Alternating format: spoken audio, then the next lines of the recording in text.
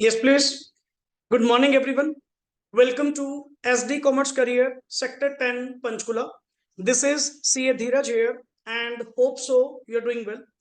So, normally, आज हम अपना first lecture that is regarding auditing and ethics को लेकर जो आप लोगों का ग्रुप 2 के अंदर पेपर नंबर 2 है या अकॉर्डिंगली सीए इंटर का paper number 5 that is auditing and ethics को लेकर आप लोग जो 100 मार्क्स में पूरा पेपर कवर करने वाले हैं, मैं वो complete subject as a proper faculty आप लोगों को वो क्या करूंगा, टीच करूंगा। क्लियर। सो आज हमारी बहुत ही एक सिंपल सी डिस्कशन जाने वाली है रिगार्डिंग द ऑडिट को लेकर कि सर ऑडिट का मतलब क्या है। पहले तो वो थीम समझेंगे, एक्चुअली कॉन्सेप्ट होता क्या। एंड अपने लिए एक अच्छी बात है कि कल ही May 24 का आप लोगों का एक एग्जाम हुआ ऑडिट के रिगार्डिंग।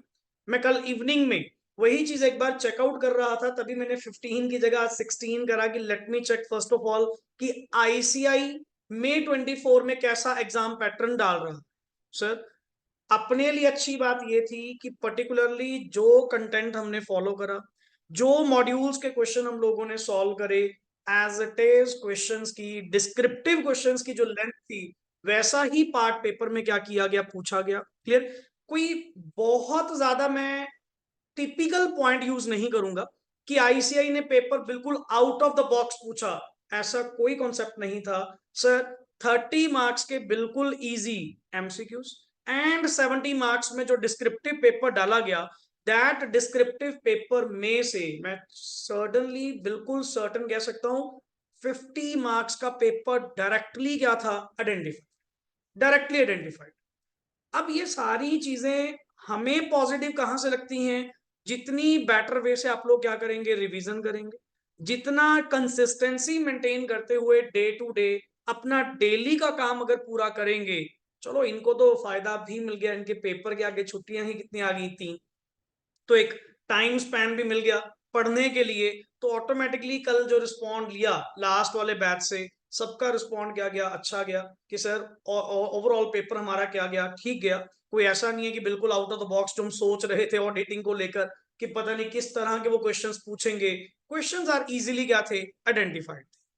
तो मैं उसी बेसिस पे जो May 24 का पैटर्न है, उसी बेसिस पे उसको मानते हुए द कमिंग अटेम्प्ट जो आप लोगों के लिए एप्लीकेबल है, that is September 24, the first time in the history जो सीए इंस्टीट्यूट ने आपको क्या किया है, अलाउ किया है कि आप लोग अब सितंबर में भी एलिजिबल होंगे कि आप लोग अपनी अटेम्प्ट वहां पे दे सकते। But sir one thing keeping in mind, that is very crucial thing कि sir according to the time हमें उल्टा एफर्ट्स थोड़े ज्यादा करने पड़ेंगे, डबल करने पड़ेंगे। पहले जो थोड़ी बहुत लीनियंसी होती थी उसका कारण था टाइम सफिशिएंट होता था कि नेक्स्ट अटेम्प्ट ही कौन सी बनती थी, नवंबर तक जाकर बनती थी, देन तब तक आप बड़े आराम से संभल भी लेते। बट अब की बार अगर हम लोग यहाँ पे बैठे हैं, अगर हमने डिटरमिन कर कर बैठे हैं कि सितंबर हमारी अटेम्प्ट बनती है, तो हमें दोनों पार्टीज को, faculty as well as student, ये दोनों की कॉपरेशन से ही ये जो मिशन है वो क्या हो पाएगा, पूरा हो पाएगा। नॉट ओनली मेरी साइड से कि मैंने सिलेबस गो थ्रू करवा दिया, 1 to 1 हो गया, उससे अकेले पॉसिबल नहीं होगा। Clear. So let me start. सबसे पहले तो सर आप सब्जेक्ट का नेम पढ़िए। सब्जेक्ट का नेम आपके पास क्या लिखा हुआ है सर, ऑडिटिंग एंड एंड एक वर्ड जो इंट्रोड्यूस किया गया सर न्यू स्कीम के अंदर, New 24 के अंदर जो यहां पे दिया गया, that is ethics part. Actually sir ये जो आपके एथिक्स थे, ये एथिक्स आप लोगों को नॉर्मली नॉर्मली वैसे भी अपने सिलेबस का पार्ट थे, बट May 24 से इसकी वेटेज थोड़ी ज्यादा अलग कर दी गई। एंड कल के पेपर में एग्जैक्टली एक 5 से 7 नंबर का क्वेश्चन किसका पड़ा था, एथिक्स का। एंड लिटरली वाकई में सर क्वेश्चन पढ़कर मजा आया कि फ्री के 5 नंबर, फ्री के 5 नंबर जो नॉर्मली ऑडिटर से एक्सपेक्टेशन की जाती है, जो नॉर्मली ऑडिटर से एक एक्सपेक्टेड वैल्यूज होती हैं कि आप ऑडिटर हो, आपके अंदर ये कुछ थिंग्स मेंटेन होनी चाहिए, like confidentiality, like sir professional behaviour, आपका ड्यू केयर करना। क्लियर। लाइक ट्रस्ट मेंटेन करके रखना, कुछ ऐसे ही एथिक्स के ऊपर एक सिंपल सा क्वेश्चन 5 नंबर में 3 पॉइंट्स के अंदर डायरेक्टली गिवन। अब ये May 24 वालों की किस्मत लगा लो कि न्यू स्कीम थी, पेपर ऐसा डाला गया कि ऐसे ही अपने मैट से बाहर नहीं गया, हर चीज वो कवर किस में से कर रहा है, आपके मैट से। But day by day next on हमें उल्टा सितंबर के लिए या ऑनवर्ड्स नेक्स्ट ऑन बैच के लिए और अच्छा प्रिपेयर करना होगा कि सर हमारा चांस यहाँ पे बिल्कुल भी कम नहीं होना चाहिए। दैट मीन्स हमारा डाउटफुल सिचुएशन में ये पेपर नहीं जाना चाहिए, नहीं तो मोस्ट ऑफ द ग्रुप 2 में जो पेपर वीक होने का कारण बनता है वो ऑलवेज कौन बनता है, ऑडिट। क्यों? थ्योरेटिकल बेस्ड है, ये नहीं पता वो कंटेंट किस लेवल पे घुमा दे, हमें वो सारी क्वेश्चनिंग पार्ट क्या करनी होगी, कंप्लीट करनी होगी। सो 1 to 1 आप लोगों को डे टू डे लेक्चर्स में पहले तो बैकग्राउंड क्लियर करेंगे, अल्टीमेट सर ऑडिट का मतलब क्या, एंड गारंटेड 4 लेक्चर सुनने के बाद, 4 लेक्चर्स कवर होने के बाद आप खुद एक थीम में एंटर हो चुके होंगे, एक कैरेक्टर अज्यूम कर चुके होंगे, लाइक आप ही क्या हैं, एक कंपनी के ऑडिटर हैं। और मेरी मैक्सिमम एग्जांपल आपके साथ ऐसी चली कि let it be this is the situation as an auditor, what to do, आपका व्यू पॉइंट क्या कहता है। देख, ग्रुप 1 ने तुम्हें सिखाया अकाउंटिंग के बारे में, ग्रुप 1 ने सिखाया कंपनी लॉ के बारे में, ग्रुप 1 ने सिखाया टैक्सेशन के बारे में। Sir this is the only subject, this is the only subject which which जिसको करने के लिए आप लोगों को सारे सब्जेक्ट्स की क्या चाहिए, नॉलेज चाहिए। एंड लोग कह देते हैं कि सर ऑडिट करना is a very easy concept, कि जस्ट टिक मार्क ही करना है, जस्ट बुक्स ही चेक करनी है, एग्जामिन ही करनी है। सर एग्जामिन भी तो तब कर पाएंगे, एग्जामिनेशन ऑफ बुक्स भी तो तब कर पाएंगे जब मुझे प्रोविजंस की क्या होगी, knowledge. This is the only subject जिसके लिए मुझे द अदर वेरियस सब्जेक्ट्स की क्या चाहिए, द अदर वेरियस डिसिप्लिन की क्या चाहिए, knowledge. And without that I am, आप किसी कंपनी का सर ऑडिट करने जा रहे हो without the equipped knowledge, how will you do audit. And audit is just not mean कि जस्ट चेकिंग करना, ठीक है सर, ठीक है सर, ठीक है। वो ठीक है, वो किसके बेसिस पे कहोगे, अगर तुम्हें प्रोविजन का पता होगा, अगर तुम्हें नॉलेज होगी, तुम्हें सेक्शंस के बारे में पता होगा कि इनकम टैक्स क्या कहता है या कंपनी लॉ इसके बारे में क्या कहता है, अकाउंटिंग स्टैंडर्ड्स के अकॉर्डिंग टू ट्रीटमेंट क्या होना चाहिए। जब तक सर हमें नॉलेज नहीं होगी, how we will do audit of any entity. तो इसीलिए सर ऑडिटिंग तो हम लोग यहाँ पे सीखेंगे सीखेंगे, ये तो वेरी बेस कॉन्सेप्ट है। अब की बार ऑडिटिंग के साथ इन्होंने क्या इंट्रोड्यूस कर दिया वर्ड, प्रॉपरली एथिक्स। मतलब एक चैप्टर, एक छोटा सा चैप्टर आपके नॉर्मल डेकोरम के अंदर इंट्रोड्यूस कर दिया गया by the name called as ethics. आप तो ये मान के चलिए कि तुम्हारे लिए फ्री का पार्ट, कि अल्टीमेटली ये नॉर्मल ऑडिटिंग के अंदर भी सिखाया जाता था, नॉर्मल ऑडिटिंग के अंदर भी पढ़ाया जाता था, बट उसकी एक वेटेज फिर भी पेपर पॉइंट से क्या कर दी, अलग कर दी, कि तुझे पेपर में 5 से 10 नंबर का ये एथिक्स पार्ट, चलो 10 नहीं तो 5 से 8 नंबर का ये एथिक्स पार्ट मिलेगा ही मिलेगा। सो अब नेक्स्ट आगे, जैसे मैंने लास्ट बैच को पढ़ाया, उनके केस में थोड़ा सा मिक्स मैथ्स था, क्यों, at that time books updated नहीं थी। May 24 is the first time the introduction of new syllabus था। उनके केस में तो कुछ पार्ट पुरानी बुक में से, कुछ पार्ट न्यू कंटेंट में से हमने कवर किया। बट आपके लिए सबसे बड़ी पॉजिटिविटी है कि डे 1 से आपकी बुक्स क्या हैं, update as per the ICAI मैट, as per the new curriculum. आपके पास ये बुक ऑलरेडी क्या होगी, गिवन होगी। ये भी इन अ वीक मैं ऑर्डर कर दूंगा, तभी मैंने आज आपको जस्ट एक PDF इसी बुक की क्या करी है, शेयर की है, सो दैट कि हम नए कंटेंट से, नए पार्ट से ही क्या करेंगे, शुरू करें।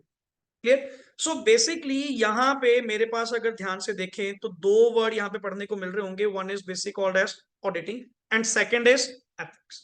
तो मेरे सिलेबस को इन्होंने 2 पार्ट्स में डिवाइड कर दिया कि पहले तो आपको ये सिखाएंगे ऑडिटिंग कैसे करनी, ऑडिट का मतलब क्या है, ऑडिटर की क्वालिटीज क्या होंगी, ऑडिटर के प्रिंसिपल्स क्या होंगे, वेज आउट क्या होंगे, वो सारी चीज तो हम सीखेंगे ही सीखेंगे। As well as what are the ethics, what are the code of conduct. अब इसको एथिक्स को हम वर्ड क्या बोलते हैं, kind of code of conduct. कि सर जो ICAI ने आपको क्या दिया, कोड ऑफ कंडक्ट दिया, जिस डेकोरम में रहते हुए आपको नेक्स्ट आगे अपनी ऑडिटिंग सर्विसेज क्या करनी है, प्रोवाइड करनी है, प्रोफेशनल सर्विसेज प्रोवाइड करनी है, that is basically called as ethics. और इन शॉर्ट, या इसको वर्ड हम इवन सर प्रोफेशनल एथिक्स के नाम से भी जानते हैं। यही पार्ट सेम फाइनल्स के अंदर भी, ऑडिट के अंदर आपको अगेन 10 to 15 मार्क्स में प्रॉपरली, जब पहली बार वर्ड आया था ना कि एथिक्स इंटर लेवल पे लेकर आ रहे हैं, हमारे माइंड में तो वही आया कि जो फाइनल्स में एथिक्स पढ़ाते हैं शायद वही इंट्रोड्यूस करा, but last as per the checkout करने के बाद पता लगा वो तो एक जस्ट नॉमिनल सा पार्ट है जो यहाँ पे इंट्रोड्यूस किया गया। मेन पीई जो स्केड्यूल्स, जो पार्ट्स जो वाकई में एक्चुअली फॉलो होते हैं एक प्रैक्टिकल लाइफ में, वो तो फाइनल्स में ही पढ़ाए जाएंगे। यहाँ तो जस्ट एक मिनिमल सी क्या है, इंट्रोडक्शन। क्लियर? सो पहले सर हम लोग जो बुक फॉलो करने वाले हैं, क्लियर, मैं ओपनली लास्ट कितने सालों से, अप्रॉक्स आई थिंक सो 10 साल तो हो चुके होंगे, बिकॉज मेरी भी पास्ड आउट इंटर कब की है, 2014 की है, एंड वी आर इन 2024। 10 साल से ये बुक मैं पर्टिकुलरली फॉलो कर रहा हूं, that is CA Surabhi Bansal ma'am की बुक है। बड़ी अच्छी बुक है, एंड 1 to 1 कॉन्सेप्ट्स बड़े रिफाइंड वे से इन्होंने क्या करे हुए हैं, एक्सप्लेन। मतलब ये चीज फॉलो करना, ये बुक फॉलो करना, आपको मॉड्यूल में जाने की जरूरत नहीं पड़ेगी, इतनी श्योरिटी है। And on a safer side, always जब भी आपका कोई टॉपिक कंप्लीट हुआ करेगा, साथ के साथ द लास्ट लेक्चर मेरा किसके ऊपर हुआ करेगा, from the module.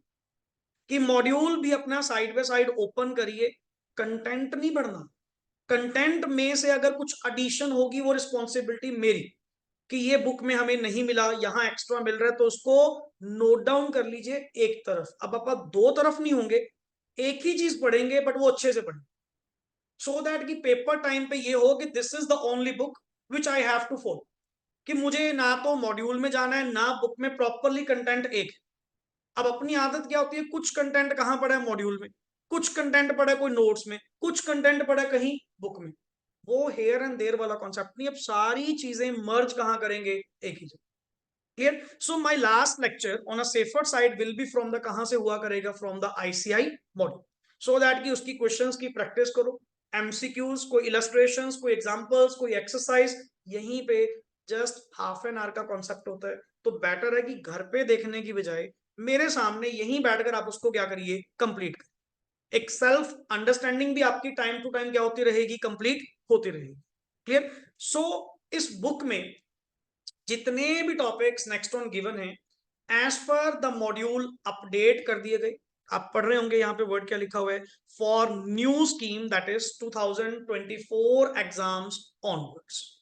Clear? So normally आपके पास भी ऐसी ही बुक, एक स्पाइरल बुक या बाइंडिंग बुक आपको प्रॉपरली मिलेगी, जिसमें से आपने सारा कंटेंट नेक्स्ट आगे क्या करना है, cover along with the module exercise. Modules को हम स्किप नहीं करेंगे, वो गलत पार्ट होगा। Each and every word from the book plus module का भी पार्ट हम यहीं पे क्या करेंगे, कंप्लीट करेंगे। क्लियर? नाउ सर नेक्स्ट आगे चलते हैं जी। मैं थोड़ी सी जस्ट एक बेसिक टर्मिनोलॉजी, एक थीम आप लोगों से डिस्कस करना चाहता हूं कि सर ऑडिटिंग का मतलब क्या है, या ऑडिटिंग है क्या, काइंड ऑफ इसका नेक्स्ट वन वर्क ऑन क्या है, वर्क मॉडल क्या होगा, कैसे एक पर्सन किसी एंटिटी का ऑडिट करेगा। सबसे पहले तो जो टर्मिनोलॉजी यहां पे यूज की गई है, that is called as audit, and auditing is a process. Auditing is a process, the main word is audit. Audit का मतलब क्या होता है सर, ऑडिट का मतलब होता है जी examination of books of accounts, कि जितनी भी कंपनी ने बुक्स ऑफ अकाउंट्स क्या करी हैं, मेंटेन करी हैं, उन बुक्स ऑफ अकाउंट्स का क्या करना, एक एग्जामिनेशन करना, एक वेरिफिकेशन करना, उनको चेक करना, इन सिंपल वर्ड्स। सर एक बात बताइए, चेक करने को तो कोई भी चेक कर दे, जिसने बुक्स बनाई है वही चेक कर दे, इसमें एक अलग पर्सन को अपॉइंट करने की बात क्यों की जा रही है? बिकॉज सर एक सिंपल सा पॉइंट बताइए, जिसने बुक्स बनाई हैं, जिस पर्सन ने बुक्स ऑफ अकाउंट्स मेंटेन करी हैं, क्या वो अपनी गलती कभी सामने रखेगा? क्या वो ये कहेगा कि ये गलती मैंने करी, या मेरे से बुक्स ऑफ अकाउंट्स में प्रेजेंटेशन गलत हो गई, डिस्क्लोजर गलत हो गए, जिसने बुक्स मेंटेन करी हैं, क्या वो पर्सन अपनी गलती सामने खुद लेकर आएगा? कभी कभी नहीं लेकर आएगा। हम अपने पे लगा लो, अगर अपने से कोई गलती हुई भी है, हम कभी भी जल्दी जल्दी उसको एडमिट नहीं करते कि सर नहीं मैंने नहीं करी, किसी और ने करी होगी। आप एक दूसरे के ब्लेम करना शुरू कर देंगे, बट मैं एडमिट नहीं करूंगा।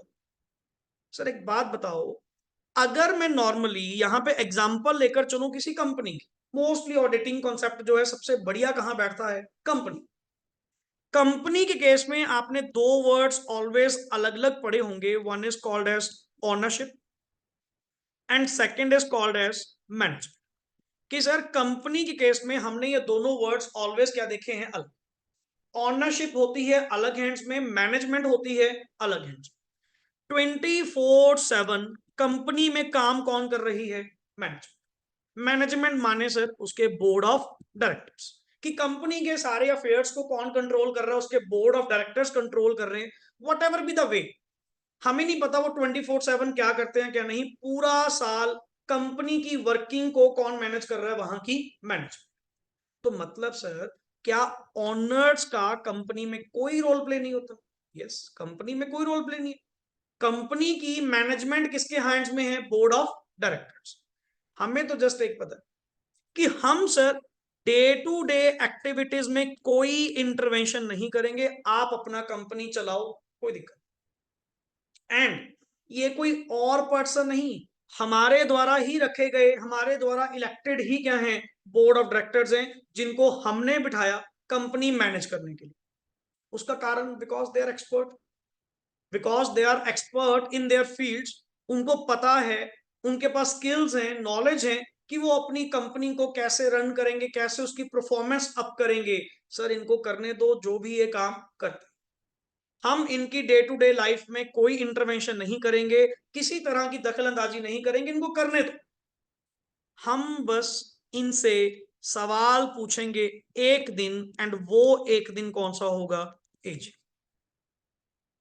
हम अल्टीमेटली जस्ट ये कहेंगे कि तुमने जो 24/7 वर्किंग करी, तुमने जो बुक्स ऑफ अकाउंट्स बनाए, तुमने जो फाइनेंशियल स्टेटमेंट्स प्रिपेयर करी, उन फाइनेंशियल स्टेटमेंट्स को ले डाउन करो। ले डाउन करो कहां पे सर? एजीएम के अंदर। हम तुमसे सवाल जवाब उस दिन करें।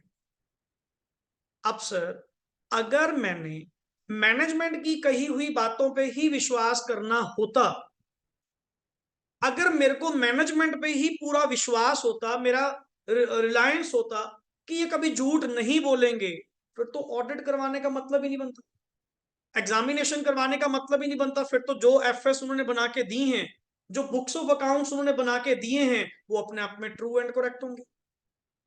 मैं कह नहीं सर, आपने तो इसको बनाया, आपने तो 24/7 क्या करी है? वर्किंग करी है। तुमने तो इसको खुद क्या करा है? प्रिपेयर करा है। मतलब सर इन एफएस को प्रिपेयर करा किसने करा? मैनेजमेंट। एंड जिसने प्रिपेयर करा, जैसा वो बताया, क्या मैं इजीली एडमिट कर लूंगा? एज अ ऑनर क्या मैं उनकी बातों पे विश्वास कर लूंगा? नहीं सर, मेरे माइंड में फिर भी कहीं ना कहीं क्या रहेगा? डाउट रहेगा, कहीं ये झूठ तो नहीं बोल रहे, कहीं कंपनी में कुछ गलत तो नहीं चल रहा, कहीं कंपनी में कोई फ्रॉड तो नहीं चल रहा, मेरे सामने कुछ और पेश कर रहे हो, और मैं आपकी बातों पे विश्वास क्यों करूं? आप तो वो हो जिसने पूरा साल उस कंपनी को क्या करा? मैनेज करा। अब हमें नहीं पता कैसा मैनेज करा, प्लस करा या माइनस करा। How could I believe on you? मैं यही बात कि कंपनी के अफेयर्स क्या थे? सही थे, कंपनी की वर्किंग सही थी। मैं यही बात किसके मुंह से सुनना चाहता हूं? एक इंडिपेंडेंट पर्सन के मुंह से सुनना चाहता हूं, एक सीए साहब से सुनना चाहता हूं कि सीए साहब तुम कह दो एक बार कि company is doing good. Company ने जो फाइनेंशियल स्टेटमेंट्स प्रिपेयर करके दी हैं, कंपनी ने जो बुक्स ऑफ अकाउंट्स बनाकर दिए हैं, मैंने उनको एग्जामिन करा, मैंने उनको चेक करा। सीए साहब आप कह दो, मुझे आप पे विश्वास है, मुझे आपकी कैपेबिलिटी पे विश्वास है, मुझे आपके प्रोफेशन पे विश्वास है, मुझे आपके पढ़ाए हुए टेक्निक्स पे विश्वास है कि आप मेरे साथ गलत नहीं करोगे। आप मुझे उस कंपनी की ट्रू एंड फेयर पिक्चर क्या करोगे? रिप्रेजेंट करोगे। जबकि मुझे अपनी मैनेजमेंट पे विश्वास है। एक इंडिपेंडेंट पर्सन, एक आउटसाइड पर्सन पे मैं इतना रिलायंस करके बैठा हूं कि पर्टिकुलरली सीए साहब आप कह दो कि company is doing good, company के अफेयर्स को मैंने इंक्वायर करा, कंपनी में मैंने इंस्पेक्शन करी, कंपनी के मैंने मैटर्स को सर एग्जामिन करा, एवरीथिंग इज फाइन। आप जस्ट इतना सा वर्ड कह दो, मैं immediately immediately in financial statements को क्या कर लूंगा, अडॉप्ट कर लूंगा, यस एवरीथिंग इज फाइन। मतलब समझ रहे हो कितना ब्लाइंड फेथ, कितना ब्लाइंड फेथ आपके स्टेक होल्डर्स का, आपके शेयर होल्डर्स का, आप प्रोफेशनल्स के ऊपर। क्यों? हमें पता है, हमें विश्वास है आपकी बॉडी पे, हमें विश्वास है आपकी डिग्री पे, कि अल्टीमेटली आप बने ही किस काम के लिए हो, एग्जामिनेशन करने के लिए। आप बने ही किस काम के लिए हो सर, इस प्रोफेशन के रिलेटेड।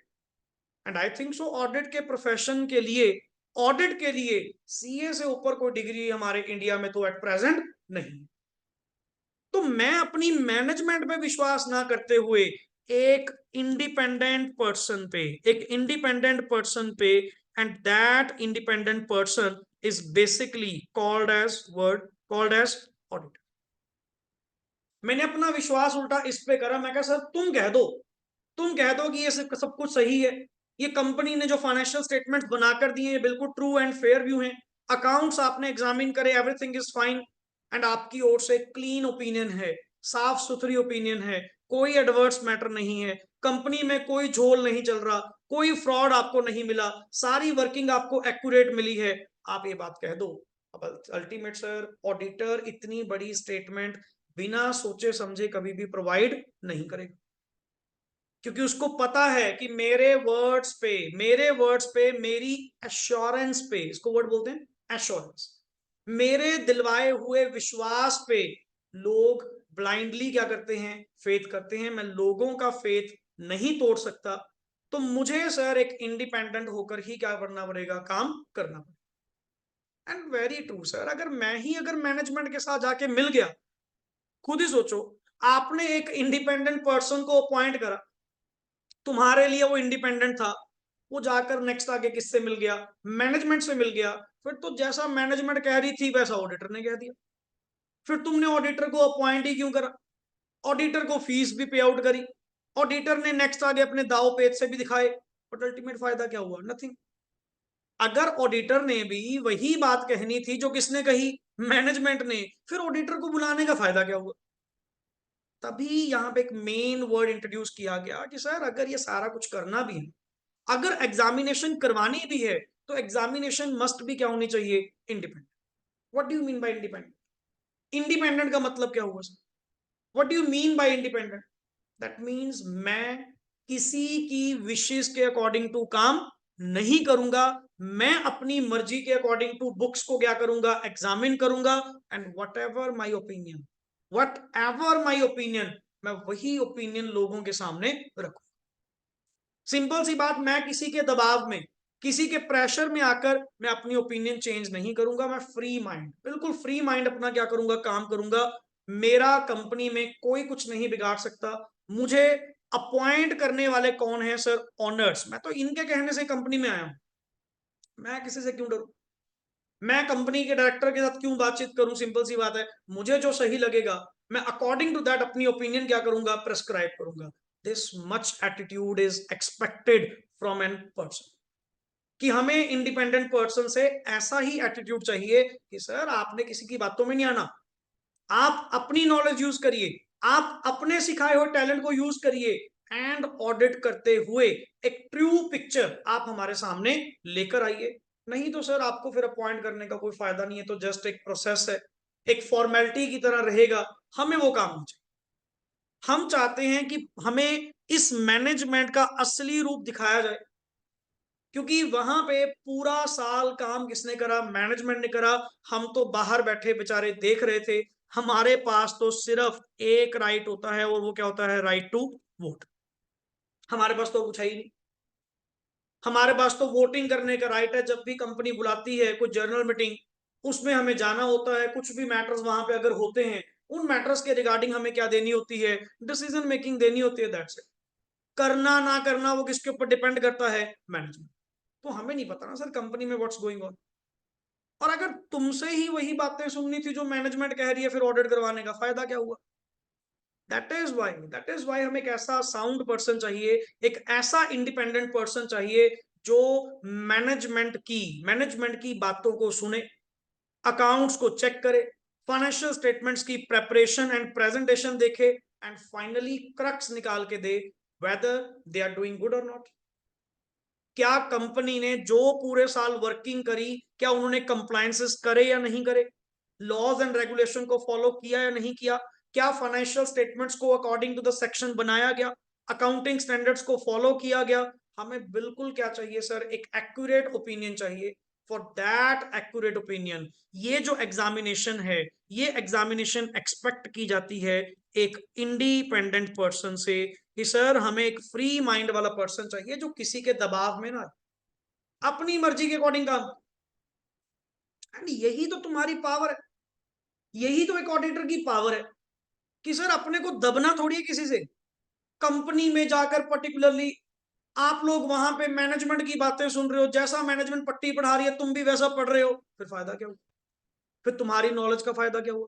इतना पढ़ाया, इतना सिखाया, आपने तो जीरो कर दिया। Sir you must be independent, किसी पे डिपेंडेंट नहीं होना। आप अपना दिमाग यूज करिए, आप अपनी स्किल्स यूज करिए, अपने पढ़ाए हुए स्टैंडर्ड्स को यूज करिए। How to conduct an audit, how to do an audit in an effective and efficient manner, तुम्हें सारी चीज पता है। ये नहीं मैनेजमेंट जैसा बता रही है ऐसा था वैसा था, आप भी उसको इजीली एडमिट कर रहे हैं, तुम उसको क्रॉस एग्जामिन नहीं कर रहे, गलत चीज। देखो सर सिंपल सी बात, एक बात तो मैं ये कहूंगा कि नॉर्मली पूरा साल वर्किंग किसकी थी? मैनेजमेंट। पूरा साल उस एंटिटी को किसने चलाया? मैनेजमेंट। मैं तो यही मानकर चलूंगा कि management is well non about the concepts. मेरी पहली इंक्वायरी, मेरी पहली क्वेश्चनिंग भी किससे होगी? नेचुरली मैनेजमेंट से। मैं रहा बाहर का पर्सन, यार तुमने पूरा साल उसको एंटिटी को चलाया है, मैंने 4 दिन में आके उस एंटिटी को चेक करना है, इतना भी कैसे पॉसिबल होगा? तो वो विद दी हेल्प ऑफ तो क्या होगा? मैनेजमेंट। मेरी फर्स्ट क्वेश्चनिंग, मेरी फर्स्ट क्वेरी ऑलवेज किससे होगी? Management. And I will believe, yes I will believe कि whatever the management is saying that is true, that is true, unless unless anything contrary to the intention appears. मुझे अगर कुछ भी शक हुआ, मतलब मुझे ना एक वर्ड यहां पे दिया गया कि आप थोड़ा सस्पिशियस माइंड रखो। सर एक डाउटफुल अप्रोच आपको रखनी चाहिए कि ऐसा भी नहीं ब्लाइंडली जो मैनेजमेंट कह रही है हाँ ठीक है, हाँ ठीक है, मैनेजमेंट ने अभी कुछ कहा भी नहीं, तुमने उनका व्यू पॉइंट पहले ही एक्सेप्ट कर लिया, देन वो ऑडिट है ही नहीं, वो ऑडिट ही नहीं। ऑडिटिंग में क्या चीज सिखाई जाती है कि सामने वाला पर्सन अगर कुछ बता रहा है, सुनो, समझो, नहीं हजम होता क्वेश्चन कि मुझे दोबारा समझा, तुमने ऐसा क्यों करा। That is a questioning mind, एक ऐसा एटीट्यूड जो स्केप्टिज्म को रखे माइंड में। स्केप्टिज्म मतलब शक की मिजाज, कोई भी चीज इतना तो श्योर है, करवाना तो ऑडिट आपने। मैं तो एक बाहर का पर्सन हूं जो 4-5 दिन के लिए यहाँ पे आया हूं, मैक्सिमम वीक के लिए यहाँ पे आया हूं, और पूरे साल की एंट्रीज को मैंने क्या करना है, पूरे साल की ट्रांजेक्शन को क्या करना है, चेक करना है। तो मेरे लिए पॉसिबल नहीं है। करवाओगे तो आप लोग, करवाओगे तो मैनेजमेंट करवाएगी ना। बट द पॉइंट इज, ऐसा भी नहीं है कि मैनेजमेंट जो जो बताती गई मैं उसको इजीली क्या करता गया, एक्सेप्ट करता गया। सर जो चीज मुझे जेन्युइन लगी, जो चीज मुझे रीजनेबल लगी, मैंने उसको एडमिट कर, yes the management is good. हर बात में ये भी नहीं कहूंगा, कई बार ऐसा होता है ना स्टूडेंट्स पहले ही माइंड, मतलब जाके पहले ही मैनेजमेंट को गालियां निकालनी शुरू कर एज एन ऑडिटर कि मैनेजमेंट तो चोर है, मैनेजमेंट तो ऐसे है, तुम तो झोल करते हो, तुम तो फ्रॉड करते हो। किसने कहा भाई? किसने कहा ऐसा एटीट्यूड रखने के लिए?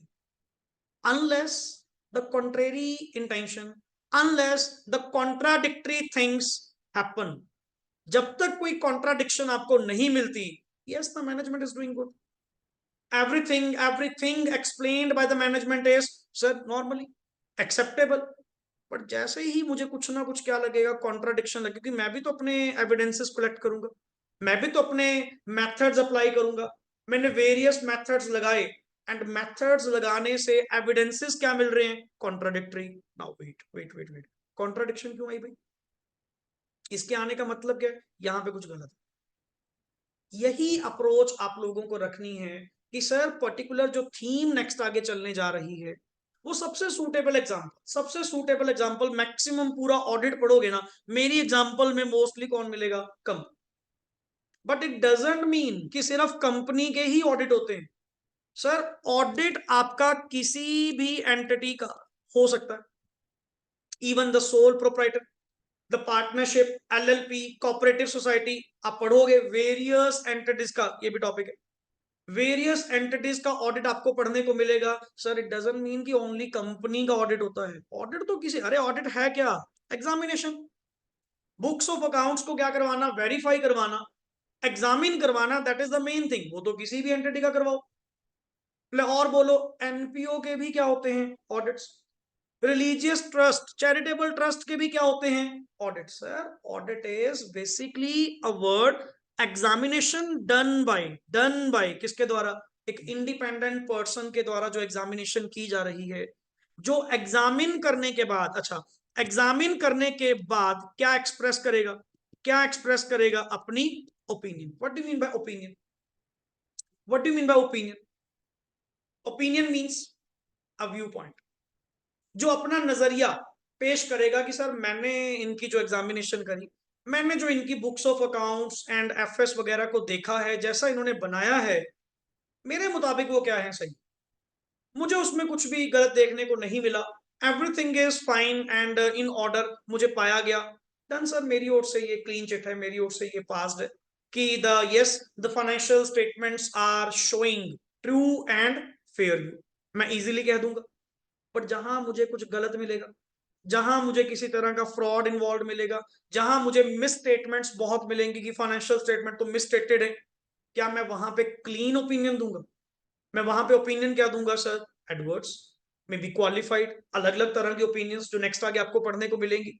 कि सर नहीं, आपको ओपिनियन सोच समझ कर देनी है, क्योंकि कल को जवाबदेही किसकी है, ऑडिटर की। कल को जवाबदेही किसकी है, ऑडिटर। ये तुम्हारे जितने भी ऑनर्स हैं, कल को अगर कंपनी में कुछ गलत निकला, कुछ स्टेटमेंट्स गलत निकली, financial statements true and fair view निकली, नहीं निकली, क्या वो मैनेजमेंट को कुछ कहेंगे? वो सबसे पहले जाके किसको पकड़ेंगे, ऑडिट। पहले तो तू आ भाई, तेरे पे ब्लाइंड फेथ करते हुए, तेरी स्किल्स पे विश्वास करते हुए, प्रोफेशनलिज्म पे विश्वास करते हुए, हमने तेरे पे इतना फेथ करा, और तूने हमारे साथ ही विश्वासघात करा। तूने बताया क्यों नहीं पर्टिकुलरली कंपनी में फाइनेंशियल स्टेटमेंट मिसस्टेटेड है, तुमने बताया क्यों नहीं कंपनी में किसी तरह का फ्रॉड गोइंग ऑन है। तेरे को बुलाया किस पर्पस के लिए था, तुझे रखा किस पर्पस के लिए था? अगर तूने भी वही मैनेजमेंट वाली बातें करनी थी, फिर तो वही चीज मैनेजमेंट कह तो रही थी, फिर हमें तुझे अपॉइंट करने का फायदा क्या हुआ? इतने पैसे भी दिए, फीस भी पे आउट करी, फायदा में फिर नहीं हुआ। तो सर आप अल्टीमेटली उन फाइनेंशियल स्टेटमेंट्स पे ध्यान रखना, उन फाइनेंशियल स्टेटमेंट्स पे, उन बुक्स ऑफ अकाउंट्स पे अगर आप क्या प्रेस्क्राइब कर रहे हैं, then sir you are liable for your opinion also. आप अपनी ओपिनियन के लिए क्या रहेंगे, लाइबल रहेंगे। कल को अगर कंपनी में कुछ भी गलत पाया जाता है, तो सीधा किसको पकड़ेंगे, ऑडिटर को लेकर। उस साल का ऑडिट किसने करा था, ऑडिटर कौन था? फर्म थी तो फर्म के पार्टनर्स उठाओ, इंडिविजुअल था तो इंडिविजुअल को उठाओ, लेकर आओ कि बता भाई तूने क्या चेक करा है सर। वहां पे तो क्लियरली तू कह रहा था particularly the company is doing good, ये देख क्या निकला। इसीलिए हम लोग कभी भी रिस्क नहीं लेते। हम लोग अपनी पूरी नॉलेज, पूरा ऑडिटिंग का प्रोसेस क्या करते हैं, फॉलो करते हैं।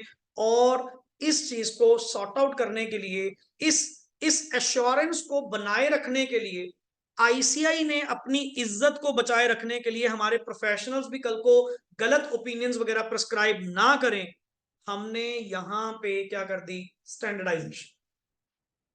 लाइक अकाउंटिंग स्टैंडर्ड्स हैं, जिनके अकॉर्डिंग टू स्टैंडर्डाइजेशन किसकी की गई, अकाउंट्स की, कि this is the accounting manner. कोई भी एंटिटी अगर अकाउंटिंग करेगी as per the accounting standards, वही सीएस के ऊपर इन्होंने क्या अप्लाई करवा दिए, स्टैंडर्ड्स ऑन, वर्ड हम यूज करते हैं ऑडिटिंग। क्या वर्ड यूज करते हैं, standards on auditing. Short word क्या चलता है, ऐसे। कि सर इनका हमारे प्रोफेशनल्स का भी कोई भरोसा नहीं, क्या पता कल को, अच्छा ऑडिट करना, ऑडिट करना is basically a personalised approach. Her person का ऑडिट करने का वे आउट क्या है, अलग है। अब मैं किसी चीज को देख रहा हूं, मेरा नजरिया अलग होगा, आपके देखने का नजरिया अलग। How it could be uniform, ये कैसे सेम हो सकता है? तो हमने इसी पॉइंट को खत्म करने के लिए यहां पे वर्ड क्या इंट्रोड्यूस किया सर, हमें स्टैंडर्डाइजेशन करनी पड़ेगी, हमें कॉमन फॉर्मेट अपने चार्टर्ड अकाउंटेंट्स को देना होगा, नहीं तो अदरवाइज सीएस की रेपुटेशन डाउन जाना मतलब हमारी बॉडी की रेपुटेशन डाउन जाना। और 1949 से एंड उससे भी पहले, चलो अपना आईसीआई कब एस्टेब्लिश किया गया, 1949 में, setup by an act of parliament, proper way से। बट सर इस विश्वास को, जो इतने सालों से विश्वास बना हुआ है, इसको बनाए रखना है, इसको खत्म नहीं करना। और हम नहीं चाहते, चाहे हमारी कम्युनिटी के कुछ लोग हैं जो गलत प्रैक्टिस क्या करेंगे, फॉलो करेंगे, गलत ओपिनियंस प्रोवाइड करेंगे, और कल को नाम किसका खराब करेंगे, बॉडी का। हमने वहां पे डे वन से क्या अप्लाई करवा दिए, स्टैंडर्ड्स।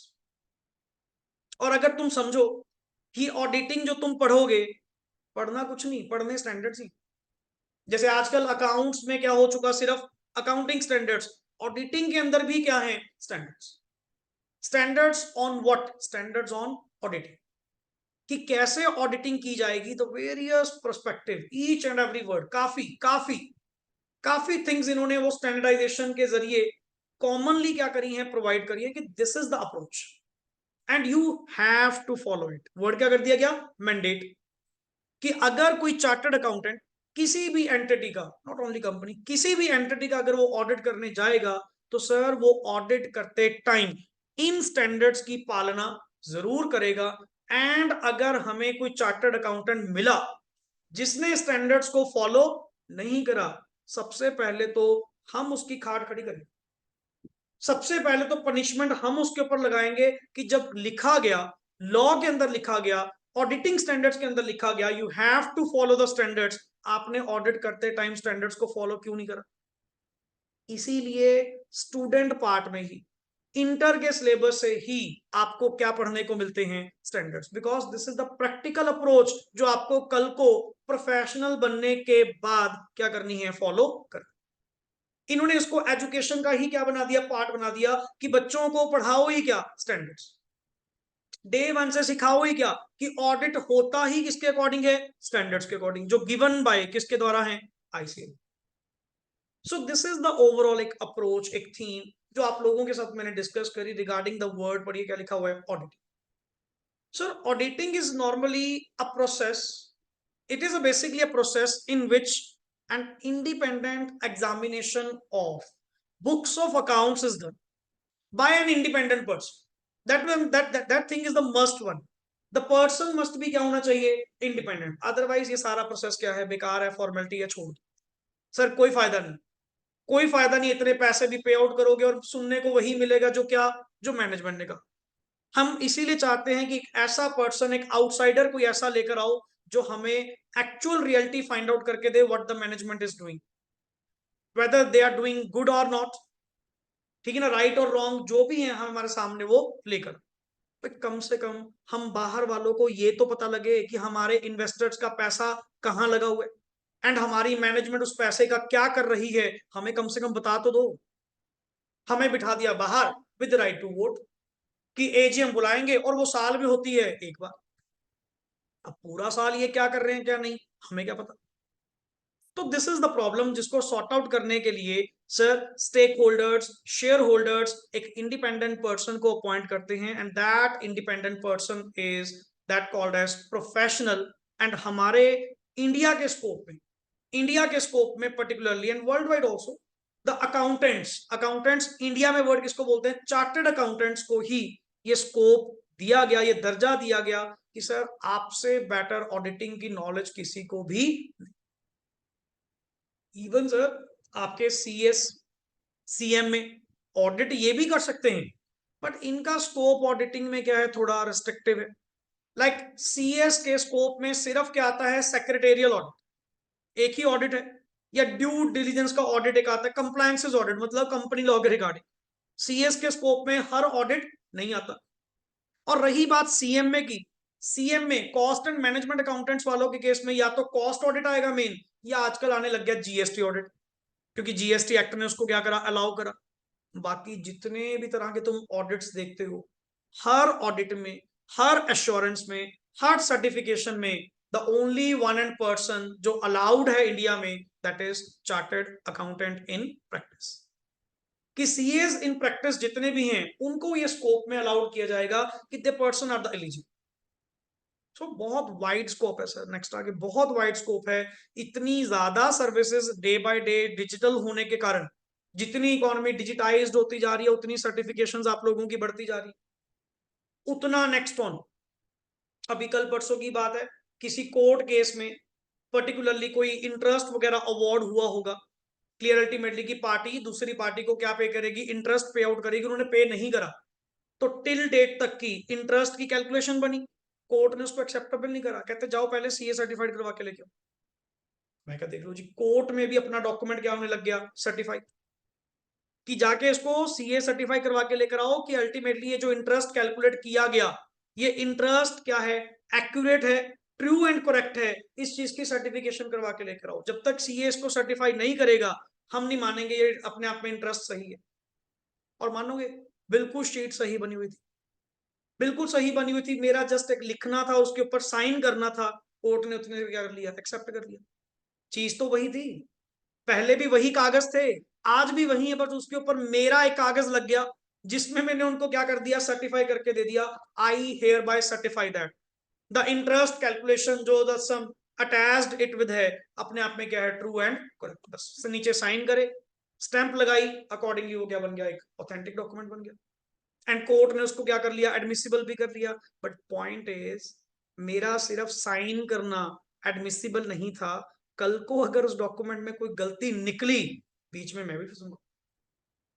ऐसा नहीं कि जो क्लाइंट ने बनाकर दिया, जो मैनेजमेंट ने बना के दिया, मैंने उसके ऊपर डायरेक्टली क्या कर दिया, साइन कर दिए, मैंने उसके ऊपर पूरा 1 घंटा वर्किंग करी, ईच एंड एवरीथिंग, जो एक्सेल शीट उन्होंने बनाकर दी, मैंने पूरा कोर्ट का ऑर्डर, पहले तो मैंने कहा, नेचुरली हमारे पास तो रैंडम क्वेरीज आती, ओ सर एक सर्टिफिकेट साइन करना जी, कर दोगे, मैं क्या कर देंगे, सपोर्टिंग डॉक्यूमेंट लिया, सपोर्टिंग एविडेंसेस लिया, उसको चेक करते हुए वो कोर्ट ने जी फलाना फलाना ऐसे ऑर्डर करा था ना, कॉपी ऑफ ऑर्डर, ऑर्डर की कॉपी कहां पे है, मेरे पास अभी भी पड़ी है, क्योंकि एज एन डॉक्यूमेंटेशन मुझे भी वो क्या करनी पड़ेगी, मेंटेन।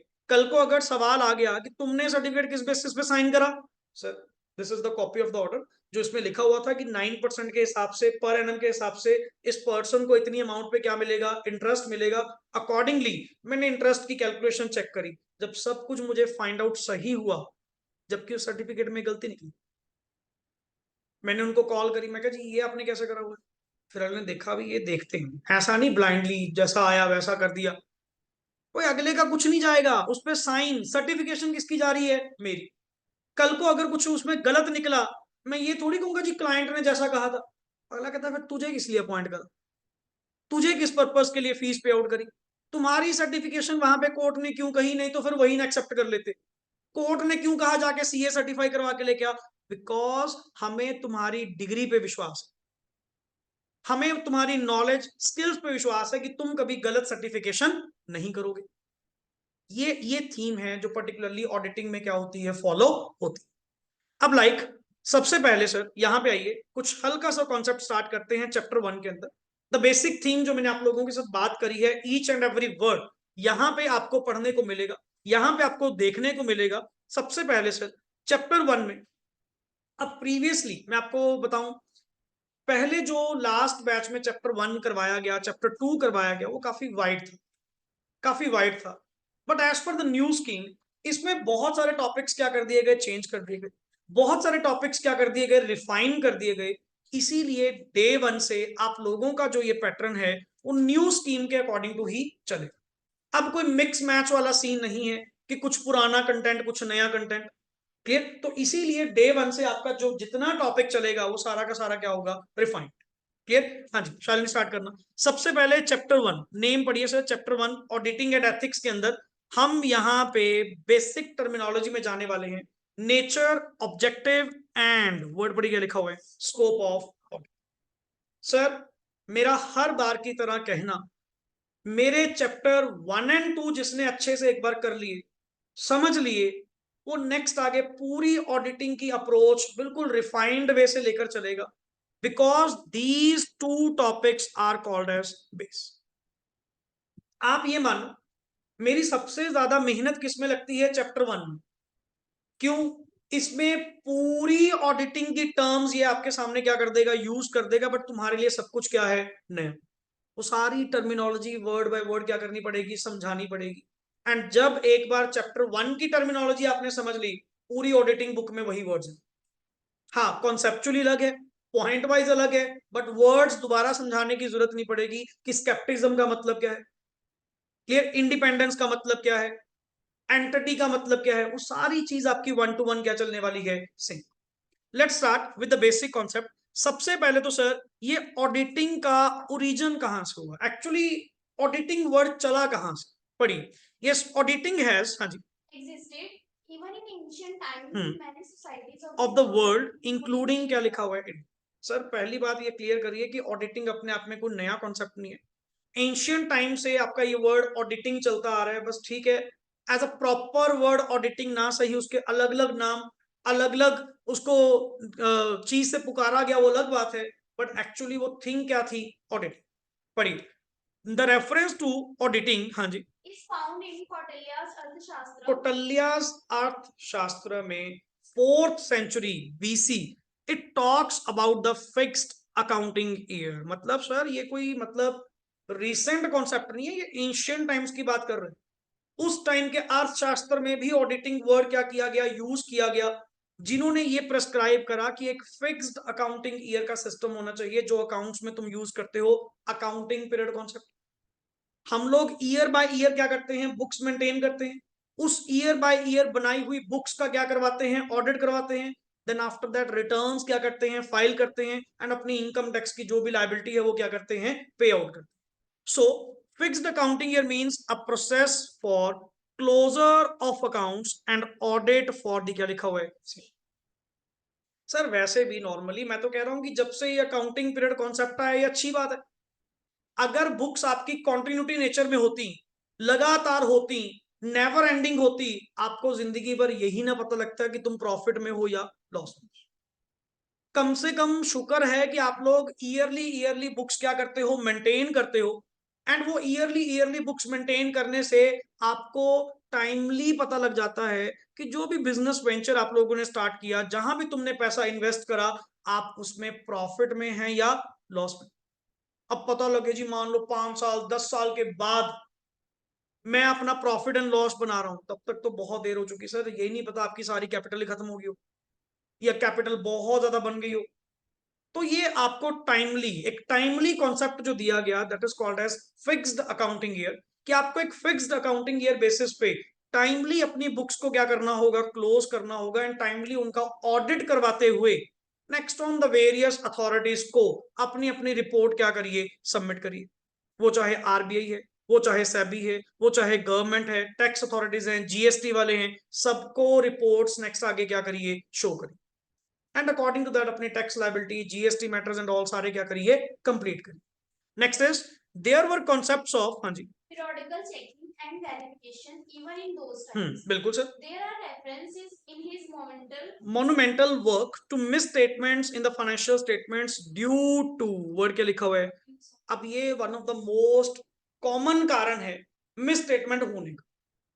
हमने एक चीज देखी है कि अल्टीमेटली सर, जिस पर्सन के पास पावर होती है ना, वो कभी ना कभी अपनी पावर का क्या करता है? मिस यूज करता है। That is called as abuse.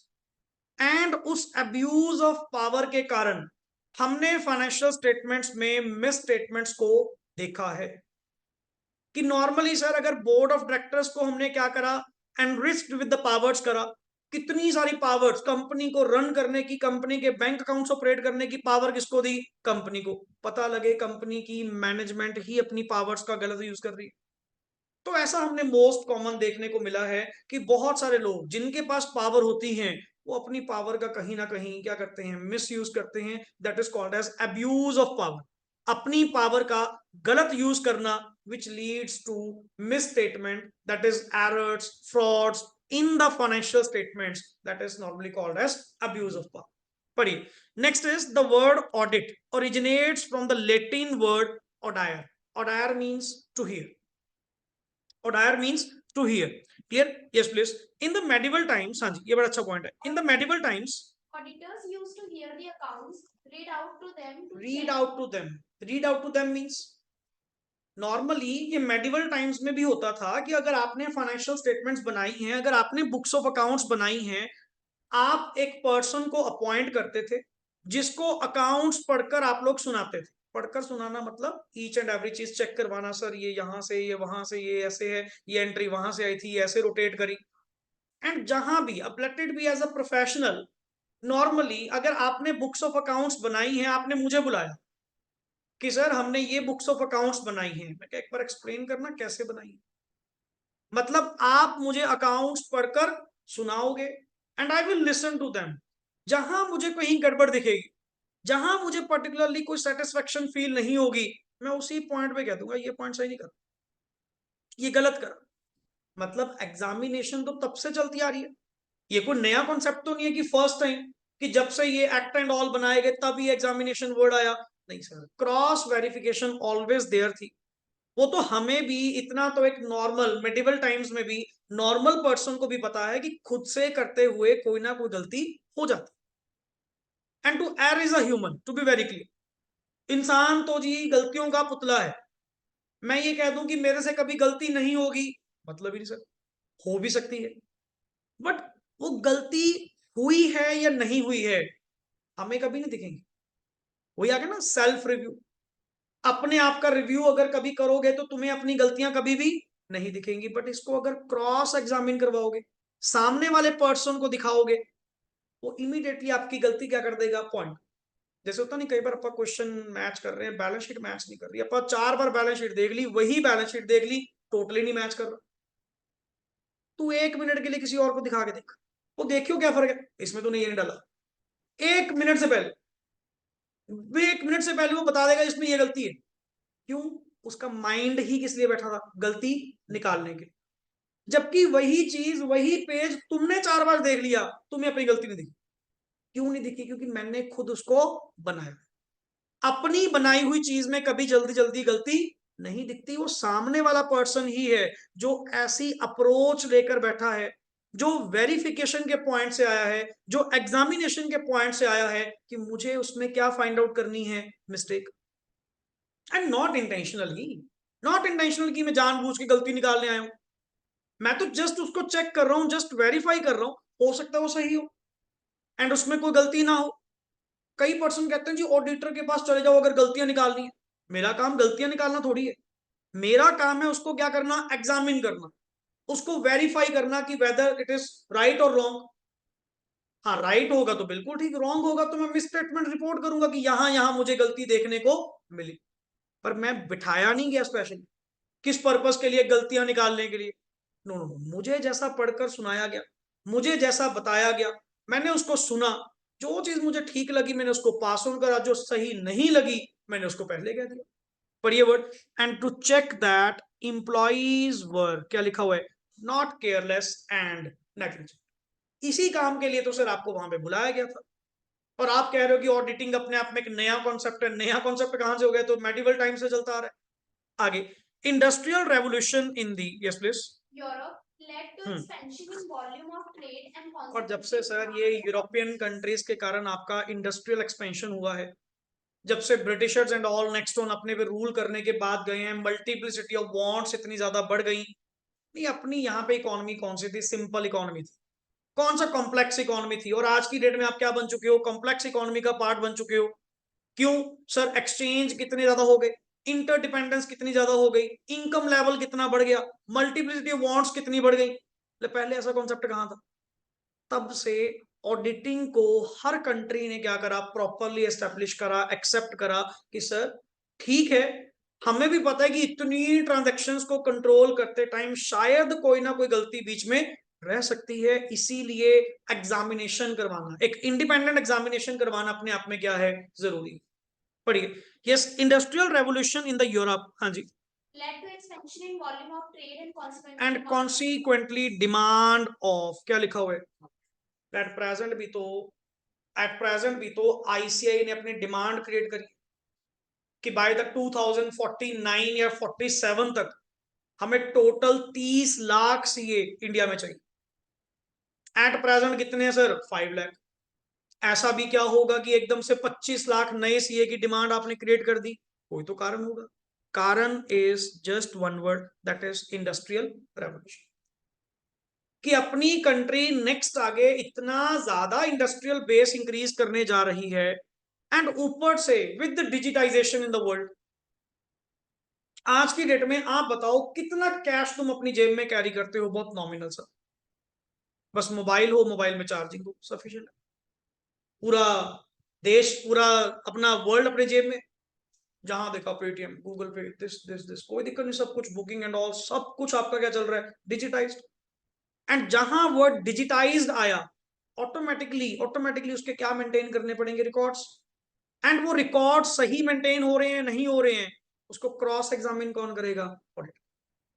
आप इंडिया में इतनी इस इकोनॉमी को इतने बड़े स्केल तक लाने की बात कर रहे हैं, तो उस बड़े स्केल पे जाने के लिए आपके पास फाइनेंशियल इंफ्रास्ट्रक्चर भी तो क्या होना चाहिए? कंप्लीट होना चाहिए। उस फाइनेंशियल इंफ्रास्ट्रक्चर को वेरीफाई कौन करेगा? एक प्रोफेशनल, एक चार्टर्ड अकाउंटेंट। आगे, yes, the first annual, the first auditor general, हाँ जी, The first Auditor General of India was appointed in British अब India in 1860 में पहली बार ये फर्स्ट ऑडिटर, जिसको तुम आजकल कैग वर्ड बोलते हो ना, controller and auditor general of India, ये ब्रिटिश टाइम की पोस्ट है, द ऑडिटर जनरल। अपने वालों ने इसको कंट्रोलर एंड ऑडिटर प्रॉपर बना दिया, बट 1860 में पहला auditor general in the British time क्या हो चुका था? अपॉइंट हो चुका था। Later office of auditor general was given statutory recognition, फिर उसको पक्के तौर पे एक सरकारी रिकॉग्निशन दे दी गई। बाय लॉ ये पोस्ट बना दी गई। Yes, presently Comptroller and Auditor General of India is an independent independent, सबसे बड़ी main point, independent constitutional authority. ये किसी से नहीं डरता, ये किसी से नहीं डरता, उल्टा सारी गवर्नमेंट इससे डरती। क्यों? ये पूरे गवर्नमेंट एजेंसीज का, पूरी गवर्नमेंट का ऑडिटर है कौन? कैग। इसने उल्टा ऑडिट ही किसके करने होते हैं? गवर्नमेंट के। और खुद तो कहां करेंगे, ये तो सिंगल पोस्ट है इंडिया में। ये नेक्स्ट आगे किसको एम्पैनल करते हैं? सीएस। हम लोगों की एम्पैनलमेंट किसके पास होती है? कैग के पास। कैग हमें गवर्नमेंट ऑडिट क्या करता है सर? अनाउंस करता है कि जाओ उस एंटिटी का, उस गवर्नमेंट एंटिटी का, गवर्नमेंट डिपार्टमेंट का, गवर्नमेंट एजेंसी का क्या करके आओ? ऑडिट करके आओ। एंड उसकी रिपोर्ट किसको सबमिट करो? मुझे। क्योंकि I am the independent constitutional authority. Constitutional, normal authority नहीं है, बाय कॉन्स्टिट्यूशन ये पावर किसको प्रोवाइड की गई है? इस ऑफिशियल पोस्ट को, that is controller and auditor general of India. Clear? Authority responsible for the, किसके लिए? Government audits. And the last, the ICI was established, हाँ जी, as a statutory body under an act of parliament in 1949 for regulating, word is called as regulating the profession of chartered accountancy in India। तभी तो sir आप एक autonomous body word use करते हैं कि अपना जो आईसीआई है वो अपने आप में क्या है? एक ऑटोनमस बॉडी, एक इंडिपेंडेंट बॉडी है, जिसके पास एक पार्लियामेंट्री पावर है इन सारे प्रोफेशन को, सीए प्रोफेशन को रेगुलेट करने का, सीए प्रोफेशन के नेक्स्ट आगे पेपर्स कंडक्ट करने का। अब पर्टिकुलरली सिंस 49 ये बॉडी बनी हुई है, 49 से नेक्स्ट ऑन ये अभी तक चल रही है प्रॉपर वे से, उसका कारण ही है because we all are professionals. हमें एक डेकोरम दिया गया है, हमें एक कोड ऑफ कंडक्ट दिया गया है, बिहेव करने का वे आउट दिया गया है सर, काम करने का। हम उस अकॉर्डिंग टू ही चलते जा रहे हैं। एंड हम अपनी आईसीआई बॉडी की पूरी रिस्पेक्ट करते हैं, पूरा रिगार्ड करते हैं। जो आईसीआई कहता है हमें वैसा करना है। एंड टिल डेट आप चेकआउट कर सकते हैं कि किसी तरह की कोई मैनिपुलेशन अगर आपने आईसीआई बॉडी में देखी हो, मतलब ही नहीं। क्योंकि सर आप एक इंडिया का चेहरा हो, आप पर्टिकुलरली इंडिया का वो चेहरा हो जो अल्टीमेट इंडिया की एक्यूरेसी को क्या करता है? रिप्रेजेंट। आप वो चेहरा हो जिसपे पूरा इंडिया क्या करता है? रिलाई। कि अल्टीमेटली सर प्रधानमंत्री भी साइन कर दे तो भी उसका लोन नहीं हो सकता। बैलेंस शीट पे अगर किसके साइन होंगे? सीए के साइन होंगे, तो पर्टिकुलरली जाके उसको फाइनेंशियल असिस्टेंस देने को बैंक क्या हो जाएगा? राजी हो जाएगा। तभी तो कहते नहीं मोदी साहब कि मेरे साइन से ज्यादा पावर भी किसकी है? सीए के साइन में। क्योंकि आपके साइन की बहुत बड़ी क्या है, वैल्यू। ऐसे नहीं रैंडमली किसी भी पेपर पे हमने क्या कर दिया, अपने साइन कर दिए, ये चीज नहीं है। अनटिल जब तक मैं उसको वेरीफाई नहीं करता, जब तक उसको मैं वाउच नहीं करता, तब तक मेरी श्योरिटी नहीं आती कि वो चीज सही है या गलत। एंड जब मैं उसको सेल्फ एश्योरेंस में लेके जाता हूं कि मुझे विश्वास आ रहा है कि ये चीज सही है, देन मैं उसके ऊपर अपने साइन क्या करता हूं, ओके करता हूं, बिकॉज जाओ अब चैलेंज कर लो ऑल ओवर इंडिया कहीं। एंड लोगों का इसी बात पे क्या है, फेथ है, इसी बात पे क्या है, एक रिलाई है कि अल्टीमेटली सीए साहब ने कहा जी बस। जब ये Q1, Q2, Q3 जो सेबी पे, जो आपके रिकॉग्नाइज्ड स्टॉक एक्सचेंज पे लिस्टेड कंपनीज हैं, लोगों की नजरें वेट कर रही होती हैं कि सीए की अनाउंसमेंट क्या आने वाली है रिगार्डिंग दिस, कि कंपनी ने अपने Q1 रिजल्ट्स पेश करे। हम कंपनी की क्यों माने, फिर वही बात, हम मैनेजमेंट की क्यों माने? अगर मैनेजमेंट की ही माननी होती, फिर तो जो मैनेजमेंट कह रही है ठीक है, सही कह रही है तो सही है, गलत कह रही है तो गलत। अब हमें नहीं पता ना कि वो वाकई में सही है या गलत। इसको एक इंडिपेंडेंट पर्सन कहे, इसको एक ऐसा पर्सन ऑफ रेपुटेशन कहे जिसपे हम ब्लाइंडली क्या करते हैं, फेथ करते हैं। लिटरली लोग ऐसे बैठे हैं, उनको फाइनेंशियल स्टेटमेंट पढ़नी तक नहीं आती कि अल्टीमेट उसमें क्या क्रेडेंशियल्स गिवन है, क्या उसमें प्रॉफिटेबिलिटी गिवन है, क्या उसमें ईपीएस डीपीएस गिवन है, पता ही नहीं। बस सीए साहब ने कहा जी कंपनी बढ़िया कर रही है, उन्होंने कहा जी ये कंपनी डूइंग गुड है, मुझे किसी तरह की मिस स्टेटमेंट देखने को नहीं मिली, हमारी क्लीन ओपिनियन है, बस पास। मैं कहा सर इतना फेथ एक बार देख तो लो। ओ बस सर आपने देख लिया बहुत है, आपको इन चीजों के बारे में पता, हमें क्या पता, हम तो आप पे बैठे हैं। आपको किस लिए बिठाया, आपको किस बात की फीस दी, कि हमें नॉलेज नहीं है इन चीजों की। आप इस चीज के लिए वेल इक्विप्ड हैं, वेल नॉलेजेबल हैं, क्लियर। तो आप हमें जस्ट ये चेक करके बताइए whether the company is doing good. और हम तो सीधा कोई लाला टाइप बंदे, हमारा सीधा सा फंडा है जी, आपने कहा इन्वेस्ट, हमें नहीं पता क्यों कहा, बस आपने कहा ना, इतना faith. That is the power of C, कि सर इसीलिए हम लोगों का लोगों के लिए रिलायबल रहना, विश्वसनीय रहना, इसलिए क्या है सबसे जरूरी। अगले तो यार ब्लाइंड फेथ करते हुए लाखों पता नहीं करोड़ों इन्वेस्ट करी बैठे हैं हमारे नाम पे, और मैं जाके मिल गया मैनेजमेंट के साथ, तो गलत चल रहा है। फिर ये सारा प्रोसेस करने का फायदा क्या हुआ? ये तो फॉर्मेलिटी, खाना पूर्ति रहेगी फिर तो। अब सुनिए word meaning and nature of auditing का मतलब क्या है, जो मैंने आपसे भी डिस्कस करा। यस प्लीज, जो आईसीआई ने डेफिनेशन प्रोवाइड करी, पढ़िए sir. An audit is an first word क्या लिखा हुआ है, इंडिपेंडेंट। इंडिपेंडेंट होनी चाहिए, बार बार मैं वर्ड एक यूज कर रहा हूं कि सर अगर इंडिपेंडेंट नहीं है भाई साहब, इससे अच्छा रहन दो। फिर तो जो मैनेजमेंट बोल रही है ठीक तो है, अगर हमने वही बात को सुनना था जो मैनेजमेंट कह रही है, फिर हमें तुम्हें बुलाने की क्या जरूरत थी? हमने आपको क्यों बुलाया कि सो दैट आप हमें एक इंडिपेंडेंट एग्जामिनेशन करके दो, जो बिल्कुल फ्री ऑफ माइंड, किसी से दबदबना नहीं। कोई मैनेजमेंट से तुझे ओए भी बोल के दिखाए ना, मुझे बता, बट तुझे परवाह करने की जरूरत नहीं है। कंपनी में जा, जो तेरे माइंड में आए, जो चेक करना है, जो देखना है, जो पूछना है, जिससे बात करनी है कर, किसी से डरना नहीं, तू ओपन रह। अब पर्टिकुलरली सर इस बात पे तो हमें भी, मुझे भी पर्टिकुलर चीज पे गालियां पड़ी हैं कि जब ऑडिटिंग करने गए, जब ऑडिट करने गए, तो नेचुरली थोड़े एज्ड पर्सन भी होते हैं, कंपनी के डायरेक्टर से बात हो रही है, कंपनी के एमडी से बात हो रही है, अपनी वही नॉर्मली आदत होती है हर किसी को सर कह के बुलाने की। हम तो बच्चों को भी कह देते हैं सर उल्टा।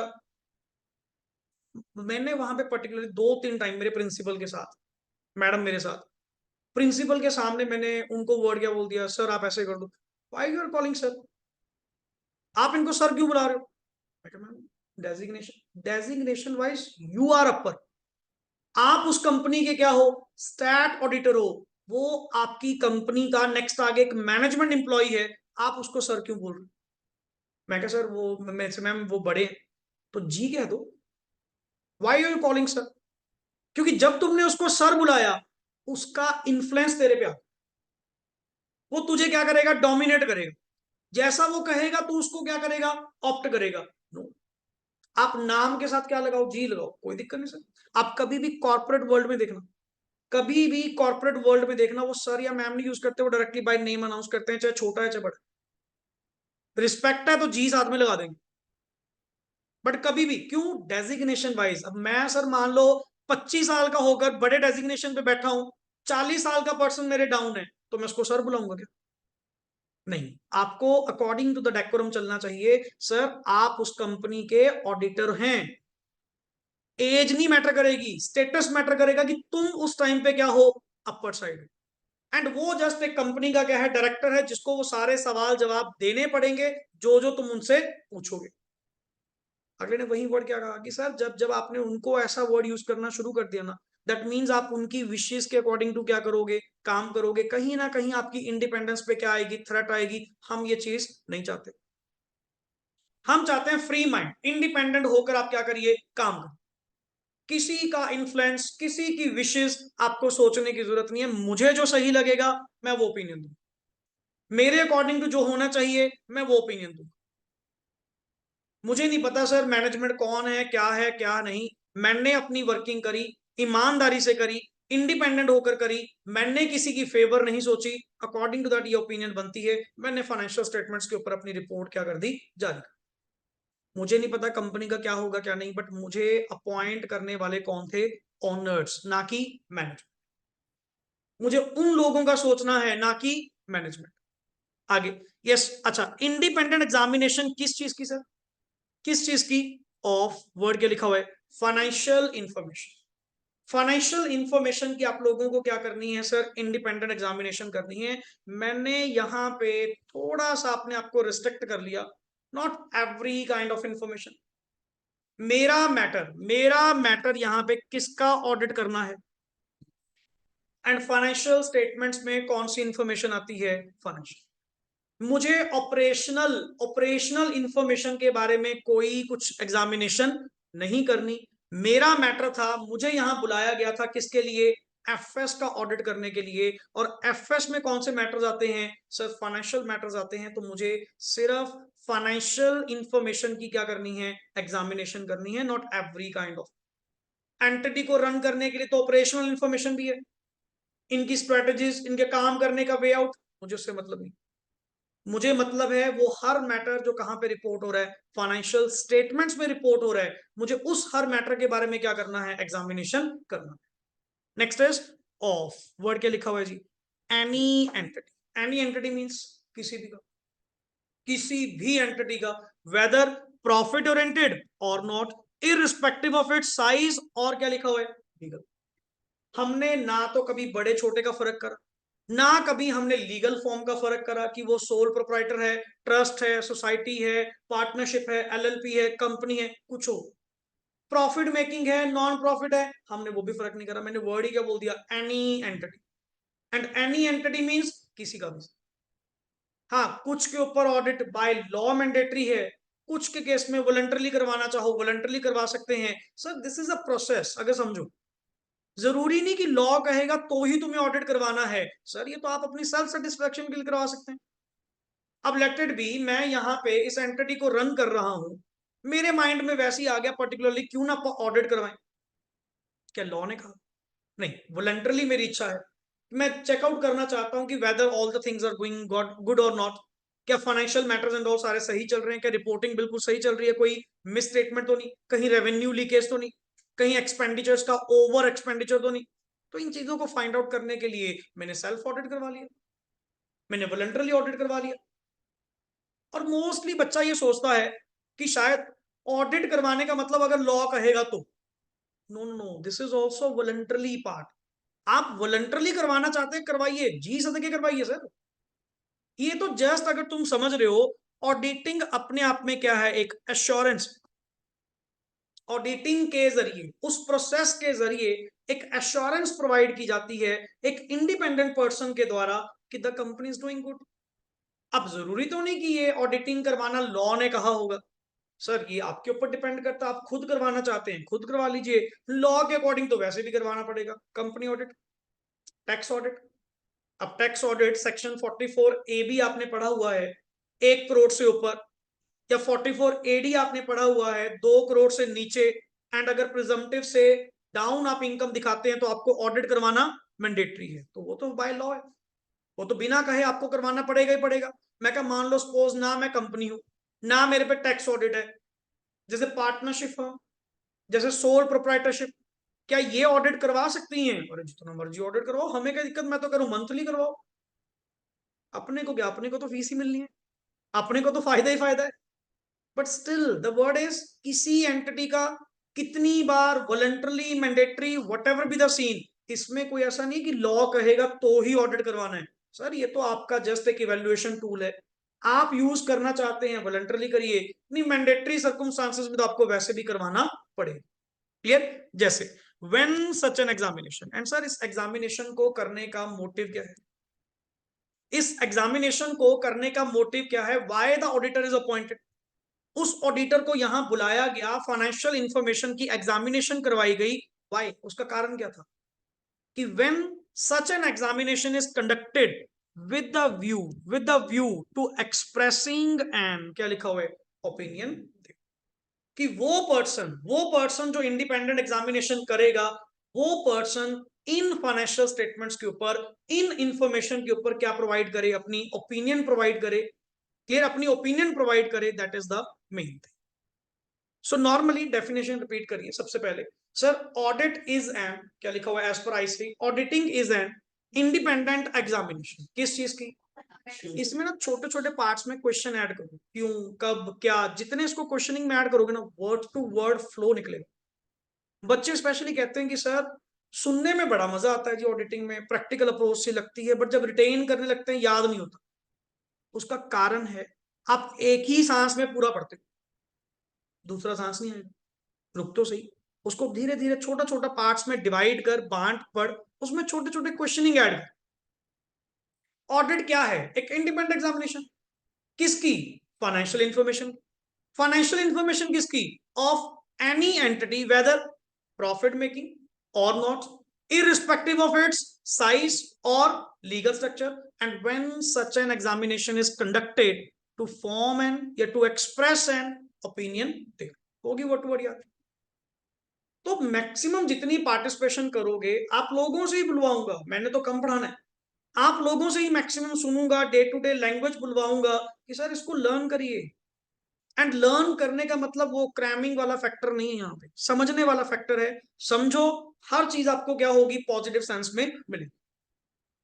अगर स्पेशली आप लोगों को ये बेनिफिट मिल रहा है कि विद द लिमिटेड स्टूडेंट्स अगर ये बैच ले रहे हैं, तो उल्टा और बेनिफिट उठाओ, नहीं तो यही सेम लेक्चर, यही सेम थिंग नेक्स्ट आगे भी दोबारा दूसरे बैच में भी क्या होगी, स्टार्ट होगी। बट स्टिल आप लोगों के लिए अगर स्पेशली ये चीज चल रही है, उतना अपने एक्सपीरियंस को, उतना इन चीजों को और क्या लीजिए, फायदेमंद लीजिए।